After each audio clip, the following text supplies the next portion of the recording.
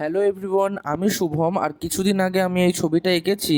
আজ আমি রং করব, তাই ভাবলাম তোমাদের সঙ্গে শেয়ার করা যাক। তো প্রথমেই আমি মায়ের পায়ে ফুল দিয়ে মায়ের আশীর্বাদ নিয়ে নিলাম, কারণ তার আশীর্বাদ ছাড়া কিছুই সম্ভব না। তারপর আমি নিয়ে নিলাম কিছুটা জল, কারণ আমি টোটালটাই করব ওয়াটার কালারের উপর। দেখো, আমি এই রঙগুলো নিয়ে নিয়েছি। তাছাড়াও আমি অনেকগুলো ফেব্রিকের রং নিয়েছি। দেখো, প্রথমেই নীল কালারের ফেব্রিকের রং দিয়ে হাতটা করছিলাম, কিন্তু সেটা সবচেয়ে বড় ভুল ছিল। পাতলা তুলি দিয়ে করে হাতটা অনেকটা ডিপ হয়ে গেল। তারপর মোটা তুলি দিয়ে রং পাতলা করে আমি কিছুটা কালার করা শুরু করলাম। দেখতেই পাচ্ছ, প্রথমে হাতটা করে নিলাম।